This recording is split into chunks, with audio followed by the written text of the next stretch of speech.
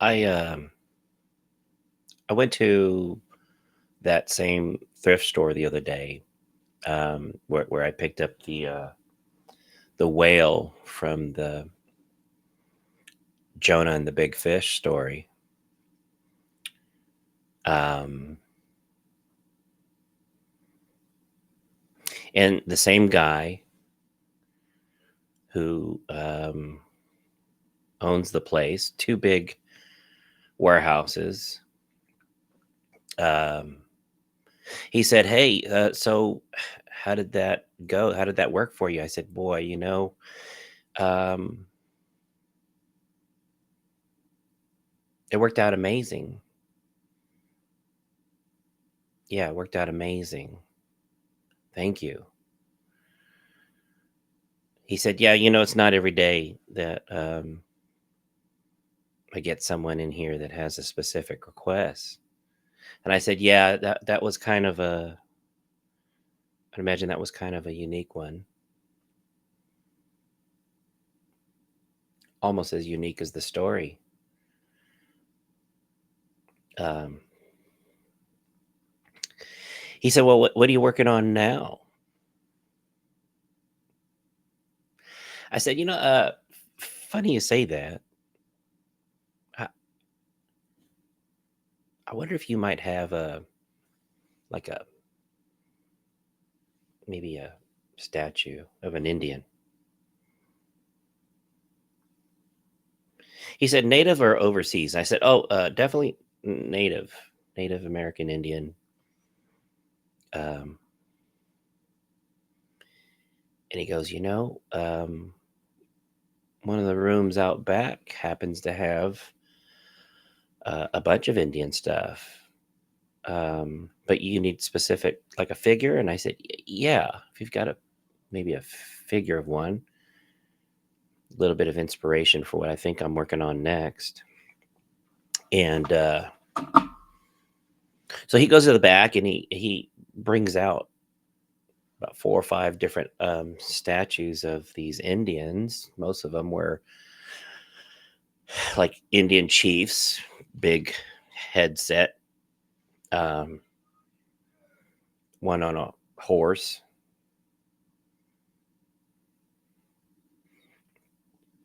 And I'm looking at these different ones that he's brought out, and he said, I can tell this is not quite what you're looking for." And I said, "No, no, I mean, these are Indians." Um, they just look mean. I don't know. I said they just kind of look aggressive, and that I don't know that goes with well, the whole story. He goes, "Huh? Uh, you want one that looks kind?" I said, I know, just nuts. I don't know. I honestly, I don't know what I'm looking for. I just these guys look like they're ready to go to war, which I'd imagine that's what that culture, you know, when I think of Indians, that's what I think of. He brought out what I thought of, but not for this story. And he smiled. He goes, there's one I didn't bring out to you. Let me go grab it. I think he looks nice. I said, What? Okay. Uh, so he comes back out. It's a big warehouse, shelves everywhere, knickknacks everywhere. And then there's this one showroom in the back behind the front desk. I don't know the importance of it, but it looks like only he has access to this area. So he goes back in and comes back out with this guy. Let me show you guys this. You guys can see that? Look at that.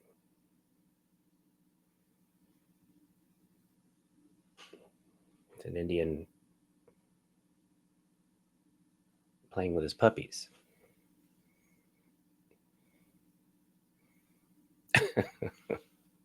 Isn't that wild? and it's got a little. You can see he's got a little puppy in his hands, and he's got one kind of looking forward to him, spending some time petting him too, maybe, if that's what the artist intended. Try to get it in focus there.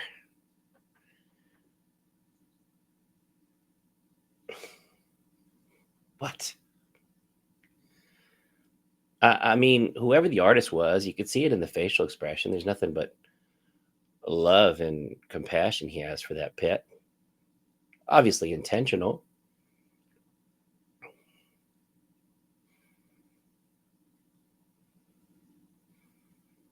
I kind of wish I would have known the artist to ask him what inspired him or her for this pose. This is not your typical rendition of an Indian. Like there was a purpose, maybe to show a different side of Native American Indians that isn't normally seen. It's wild though, right? He said, "What do you think?" And I said,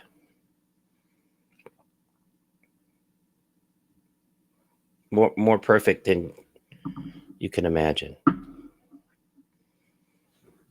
I'll take him."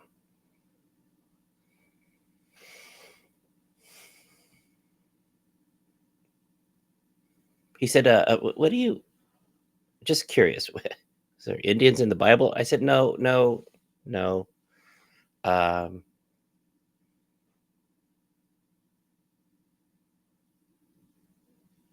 I'm thinking of this person named Squanto.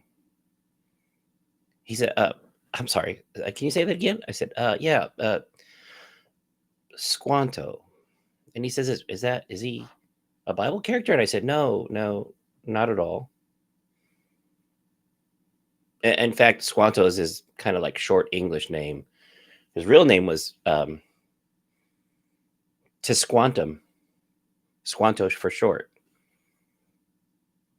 He was a real person, um, and the name stood for um, divine power, the wrath slash powerful spirit. Tisquantum, Squanto for short. He said, "Well, say no more. Do what you got to do with them, and please send me the link. I'd like to know more about this person." And I said, "Yeah, I'll guarantee you know a lot more about his impact he's had on your life and and mine and a great many others." Squanto. I'll come back to that.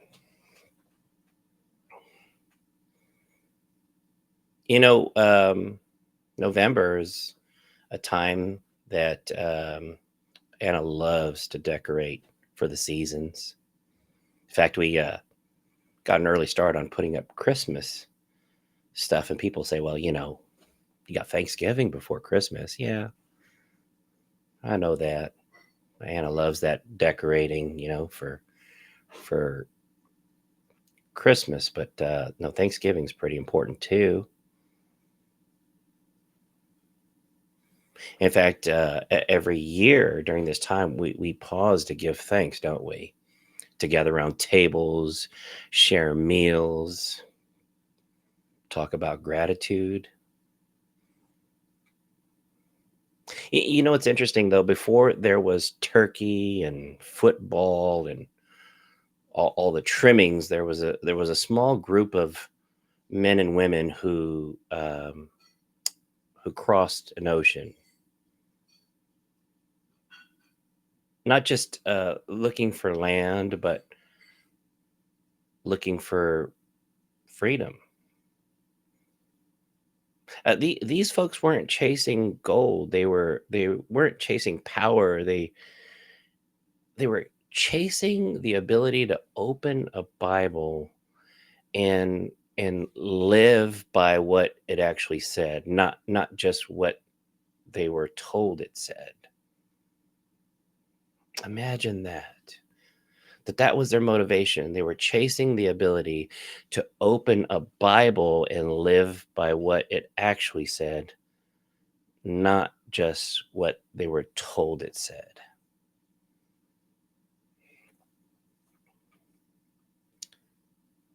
These people were called pilgrims, and their journey, uh, the struggle, the faith, the fear, it still preaches a message today.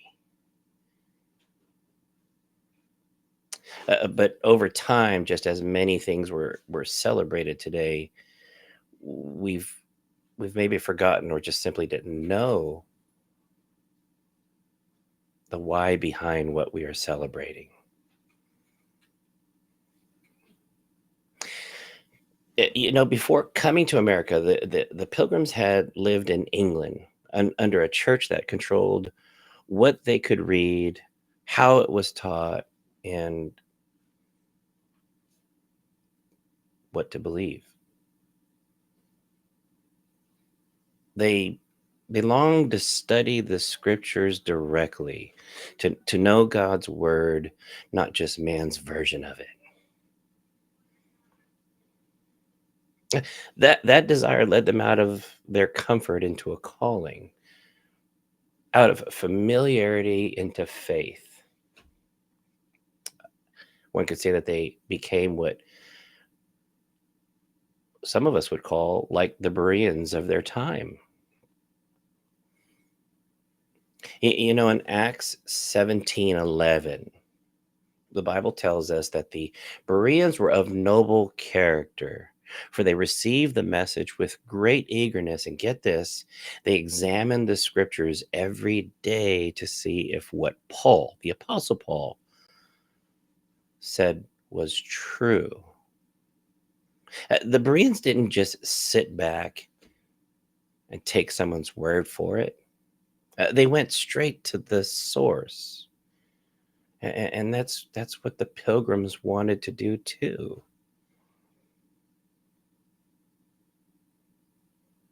They risked everything for the freedom to open the Bible and just see for themselves instead of depending on someone else.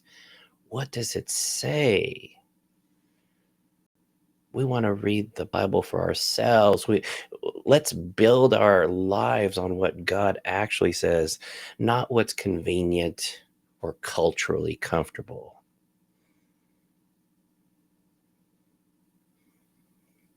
That same spirit still calls us today. Don't settle for secondhand faith. Don't just live off what's preached or posted. Go directly to the word for yourself.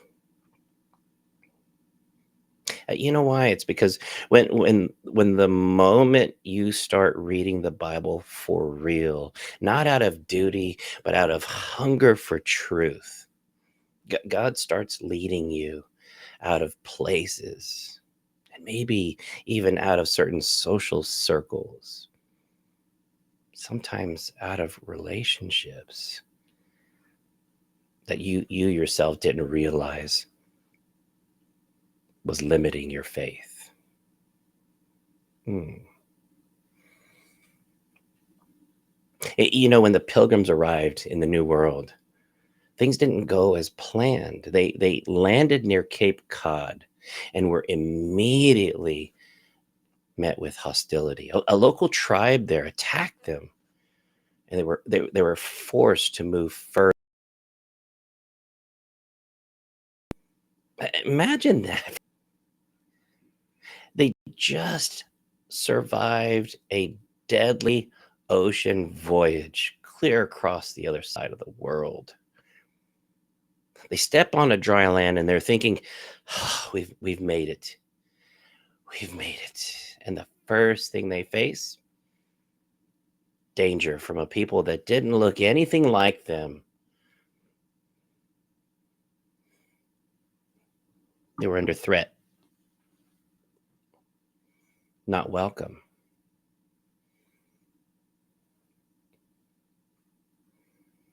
But here's the thing: what looked like rejection was actually redirection.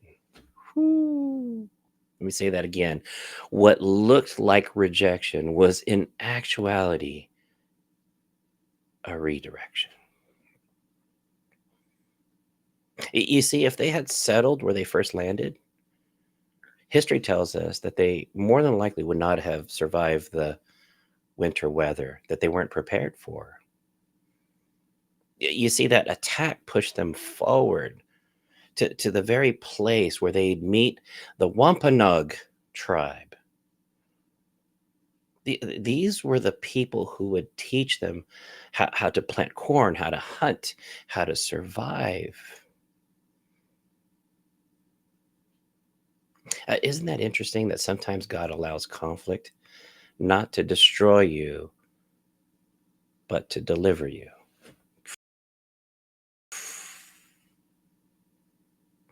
Well, sometimes God allows conflict not to destroy you, but to deliver you. Oh,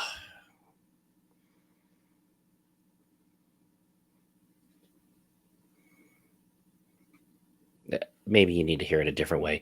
Sometimes He lets certain doors close, certain people walk away, not because He's punishing you, but because He's positioning you. Oh,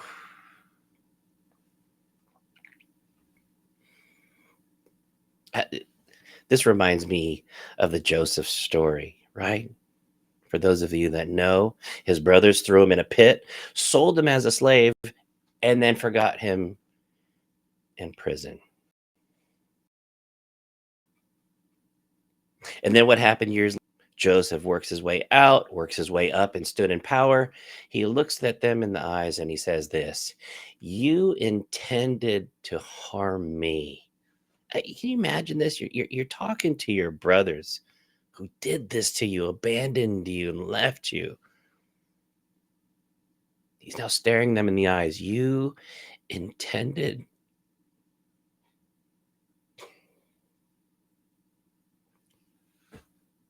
You intended to harm me, but God intended it for good.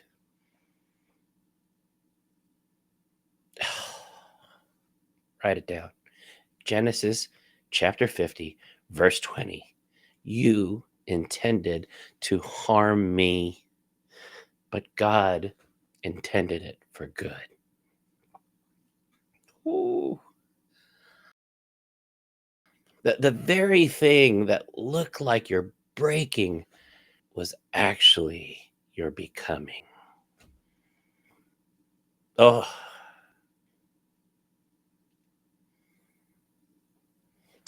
that first attack didn't destroy the pilgrims, it redirected them to the place of provision.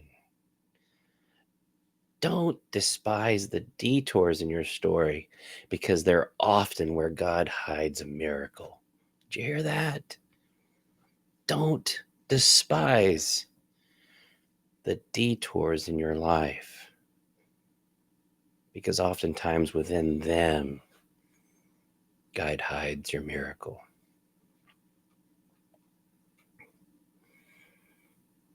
Now, here's where the story becomes almost unbelievable. After being attacked by one tribe, the pilgrims could have decided, you know what, we can't trust people that look like this anymore. If we see anybody that looks anything like this, we have nothing to do with them. We already know based on our past experience what their intentions are. Let's just close ourselves off from anybody that looks like that. But here's the thing: if they had let one bad experience harden their hearts, they would have missed the help God was sending.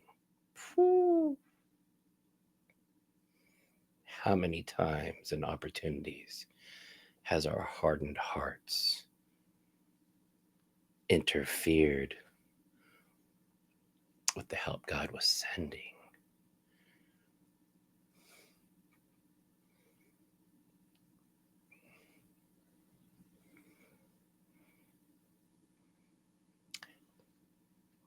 Let's come full circle with this.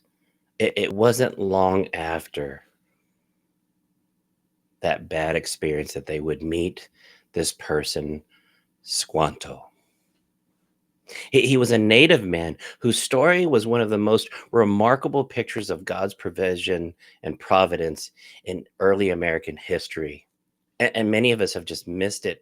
Maybe we weren't taught it, or maybe it just wasn't that important enough for some. Not today. Not today. You see, years before the pilgrims arrived, Squanto had been kidnapped. Most people don't know this. He was taken across the ocean, sold into slavery in Spain, of all places, rescued, get this, by Christians. Then he was taught about God, brought to England, learned the language, and eventually returned back home. Boy, that sounds like a success story, as bonkers as it is, doesn't it?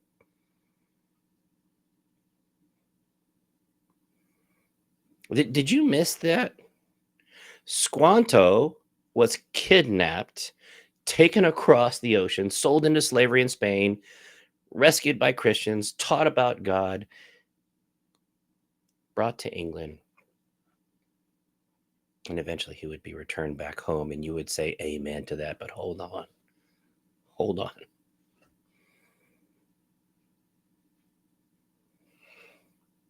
When Squanto came back, he discovered that his entire tribe, the Patuxet, Patuxet, Patuxet, his entire tribe wiped out because of disease. What?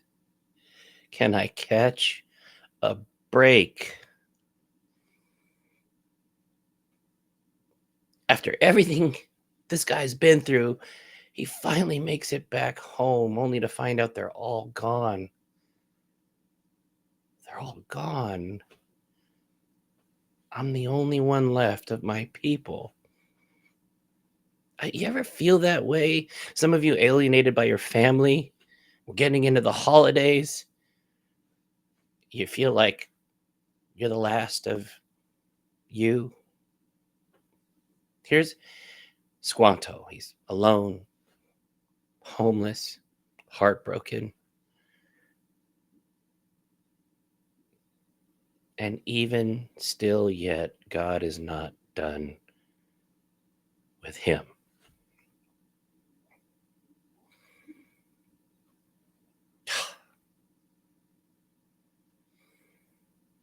You see, because at that exact moment, the pilgrims were starving.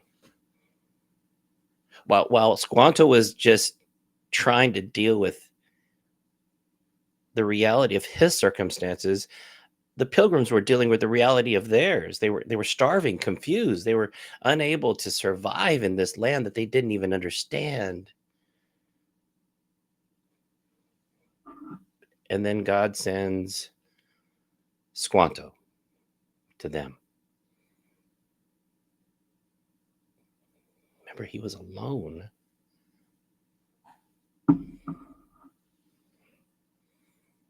But now, because of his experience, because he was kidnapped, because he spent some time in England, he now spoke English. He knew their culture. He understood the land, and he stepped into their lives as an interpreter, as a guide, as a teacher, and ultimately a friend.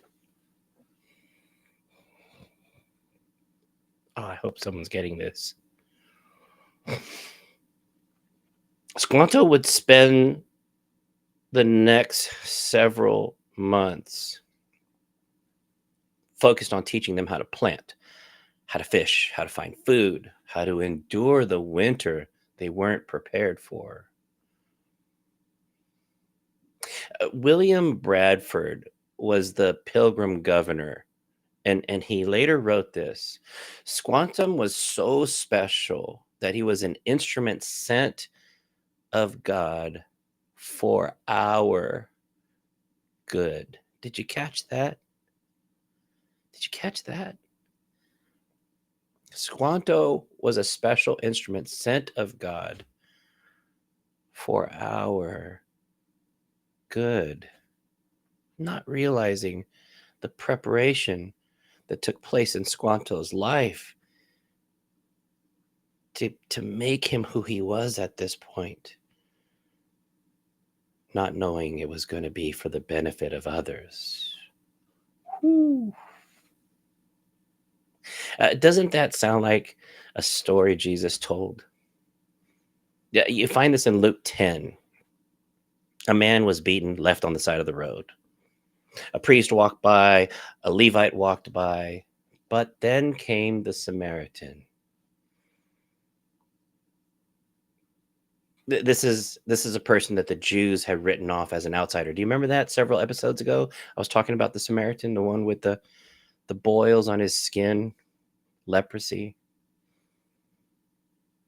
But this Samaritan, this particular Samaritan, again, known as a half breed, was not accepted by his community, half Jew, half Gentile, written off as an outsider through no fault of his own. And it was that man, that unexpected one who stopped, helped, healed, and carried the beaten man to safety. Jesus asked a question he already knew the answer to, but the answer was for us to know. Jesus asked, who was the neighbor? And the answer, the one who showed mercy.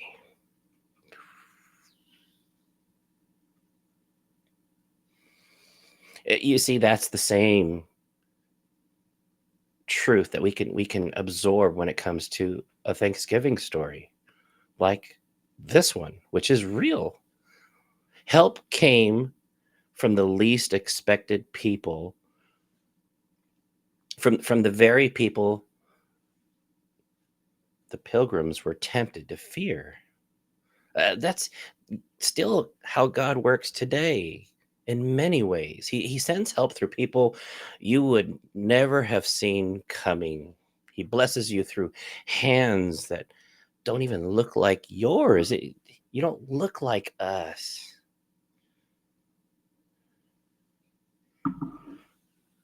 You don't speak like us. You don't worship like us.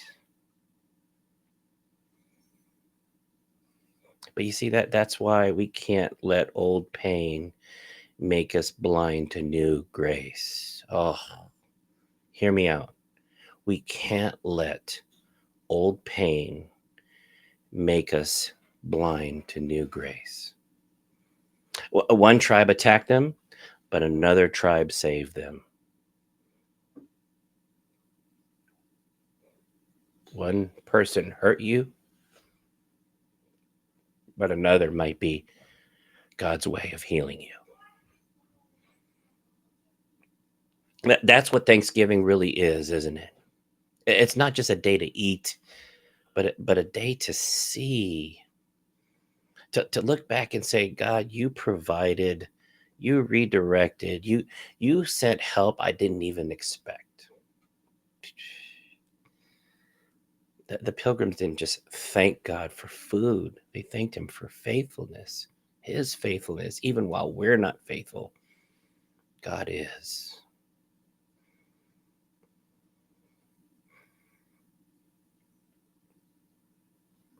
We're thankful for the people that God sends at just the right time, for the strength to endure what they couldn't understand at the time. This Thanksgiving, uh, can maybe you consider taking to heart that maybe it's time to thank God not only for what you have, but for those to whom He sent. Thank Him for the people who helped you through your winters that you weren't prepared for.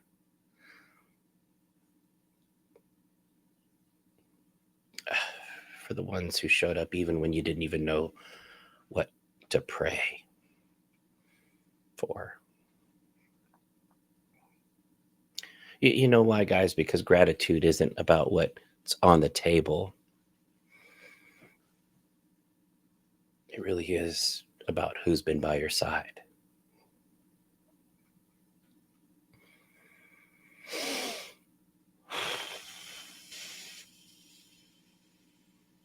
When I think about this story, the pilgrims, the attacks, Squanto,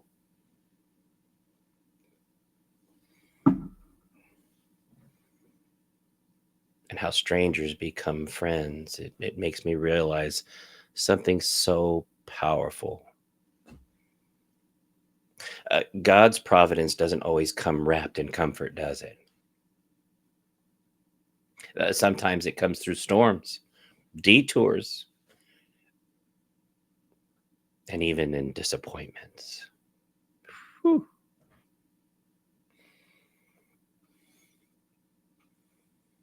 But God's always working. He's weaving our story to be bigger than what we can see. So maybe this Thanksgiving, don't just give thanks for the harvest. Give thanks for the heartbreak. Ooh, that's tough. The heartbreak that redirected you. Give thanks for the people who became bridges when others built walls. Ooh. Give thanks that when you were lost or low, God sent you help that you didn't expect. Oh, there's so many of you that are watching this. You know who you are. When I had nothing, you were there. You know who you are.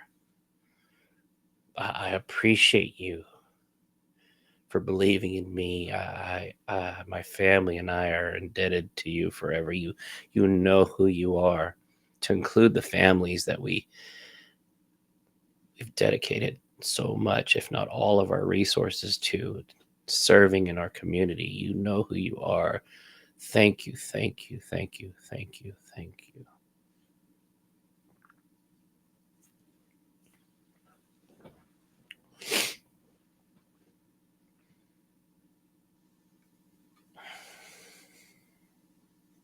Folks, this is what God does.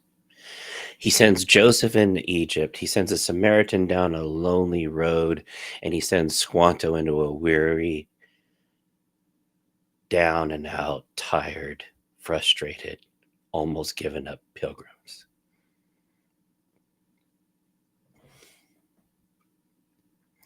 And he sends Jesus, the ultimate unexpected helper, to rescue sinners like me.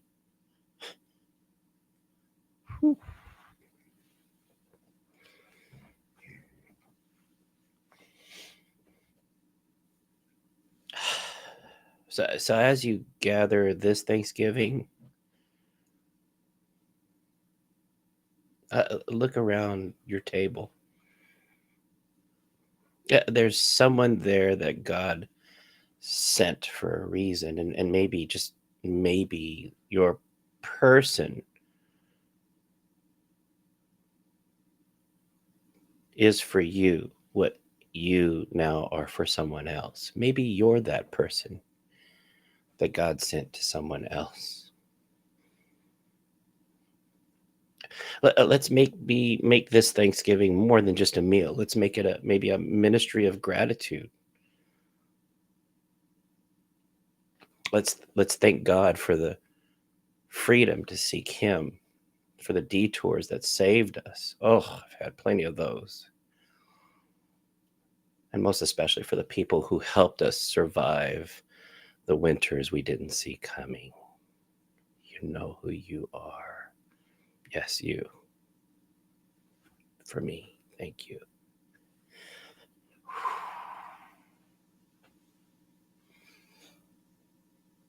You know why? Because at the heart of it all, Thanksgiving is really about one thing: recognizing the hand of God in the people He placed around you.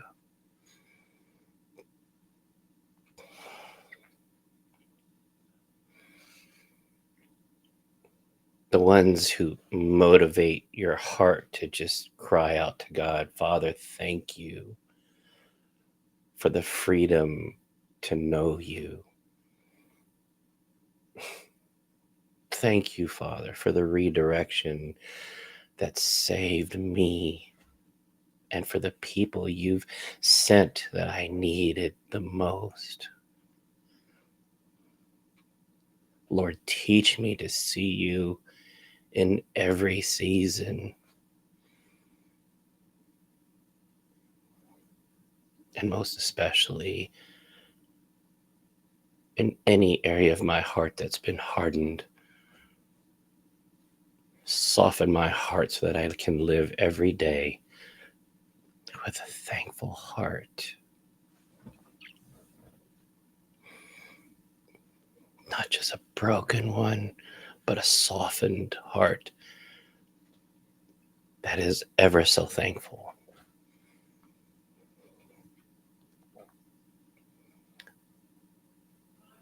Because it is in your precious name. I may not be the man that I want to be, but praise be to God, through you, I'm not the man that I used to be. Thank you for the people you've sent to help me and for your guidance so that just maybe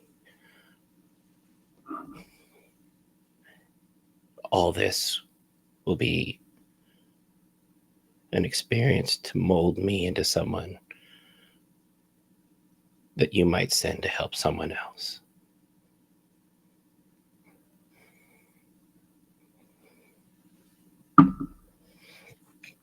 Thank you.